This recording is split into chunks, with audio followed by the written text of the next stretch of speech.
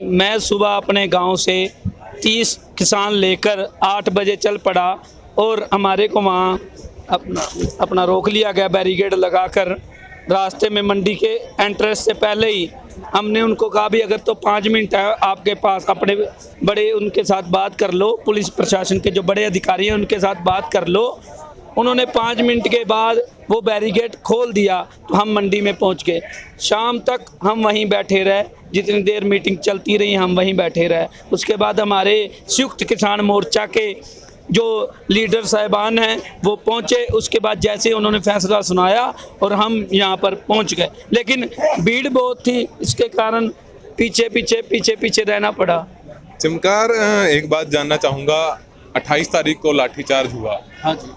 उस वक्त जो माहौल था वही माहौल उस दिन भी देखने को मिल सकता था, पर प्रशासन ने थोड़ी नरमी बरती, किसानों को यहाँ तक आने दिया। किस प्रकार से देखते हैं? देखो बात ऐसे है, नरमी उन्होंने इस वजह से बरती है, डीसी साहब ने चैलेंज दिया था किसानों को भी आप डीसी ऑफिस नहीं आ सकते, जो हमारा मिनी सेक्रेटरीट है यहाँ नहीं आ सकते। लेकिन जब वो कोई चैलेंज कर देता है ना अधिकारी, तो किसान कोई बच्चा नहीं है। यहाँ इन्होंने हाथ में चूड़ियाँ पहन रखी है कि वो आ नहीं सकता, वो आया भी और यहाँ बैठा भी है तंबू लगाकर। हरवेल सिंह, ये बताइए, जो धरना है लगातार जारी है, लंगर की सभी व्यवस्थाएं यहाँ पर होगी, किस प्रकार से देखते हो? बहुत अच्छा, हर तरह का लंगर चल रहा है। काफ़ी दिन हो गए हैं, जैसे परसों से ही रात को पूरा इंतजाम हो गया था लंगर का भी।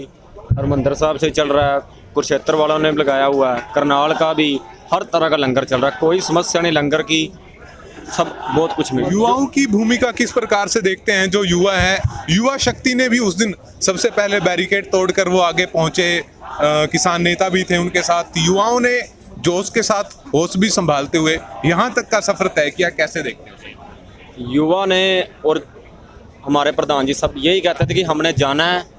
डीसी साहब ने ये बोला था धारा 144 लगा दी है, और युवा कहते हैं चलो जाना ही जाना, आज तो चाहे कुछ हो जाए। उन्होंने रात को ही पूरा बंदोबस्त कर दिया था कि ट्रक भी लगा दिए, बैरिकेड भी लगा दिए, पर कोई युवा नहीं रुका। सभी रात को ही, अगले दिन यहाँ 3-4 बजे तक सभी युवा पहुँच गए थे।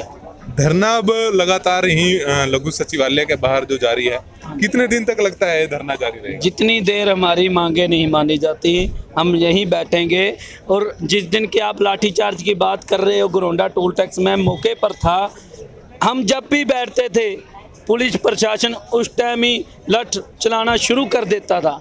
उन्होंने नहीं पूछा भी आपको चोट, उन्होंने तो ऐसा कर रखा था जैसे हम गुंडे बैठे हुए हैं।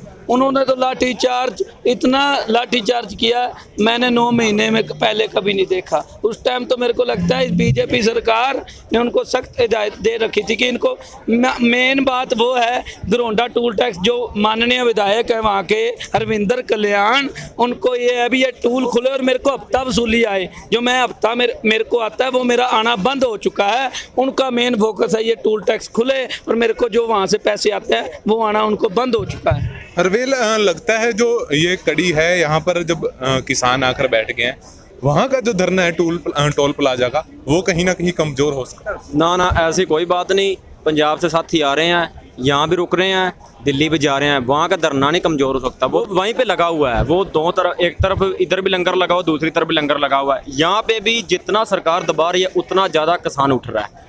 किसान दबाया नहीं, कभी दबाया जाता। अब यहाँ पे पंजाब से काफ़ी लोग आ गए हैं, और भी आ रहे हैं, दिल्ली भी जा रहे हैं, धरना नहीं कमज़ोर होगा, ये तो और बढ़ता जाएगा। अब जो नेट बंद कर दिया है, नेट बंद करने का इनको ये है, देखो किसानों की वजह से अगर नेट बंद होता तो किसान तो वैसे भी यहाँ बैठे हुए हैं, पिछले 10 महीने से बैठे हुए हैं। इन्होंने आम जनता को भी दुखी कर रखा है, इतना दुखी कर रखा है। नेट बच्चों की स्टडी भी हो रही है, बहुत से बच्चों के एग्जाम चल रहे हैं, कुरुक्षेत्र यूनिवर्सिटी की भी जो एग्जाम है चल रहे हैं, अन्य विश्वविद्यालयों के भी एग्जाम चल रहे हैं, उनको भी अब कुछ एग्जाम्स पोस्टपोन किए गए थे। उसके बाद आम जनता को भी आवाज उठानी चाहिए। किसान बैठा है, आम जनता को भी अब इस बारे में आवाज उठानी चाहिए कि नेट बंद करने का क्या मतलब बनता है। नेट बंद करने से क्या हो जाएगा? इनकी तो वैसे ही डीसी साहब की जो खट्टर का चमचा जो कहता है मैं इनको आने नहीं दूंगा, जो खट्टर का चमचा बन, अगर वो सही रिपोर्ट जाके खट्टर साहब को दे दे कि किसान बहुत संख्या में, उनको ये इंसाफ दे दे। जो सुशील काजल हमारा शहीद हुआ है तो उनको इंसाफ दे दे, तो ये काम होता ही नहीं यहाँ। ये थे हमारे साथ निसंग हलके के युवा प्रधान चमकार सिंह विर्क, जिन्होंने बताया कि युवाओं की जो भूमिका है वो कहीं ना कहीं महत्वपूर्ण है किसान आंदोलन में। अब आपको तस्वीरें दिखाते हैं हम, जो किसान आंदोलन है, जो मिनी सेक्रेटेरिएट के बाहर जो धरना लगा हुआ है, ये धरना प्रदर्शन आप देख सकते हैं। करनाल का जो लघु सचिवालय है उसके बाहर जो किसान 3 दिनों से लगातार यहाँ पर बैठे हुए हैं, उस धरने की आप तस्वीरें इस वक्त वाणी के माध्यम से देख रहे हैं।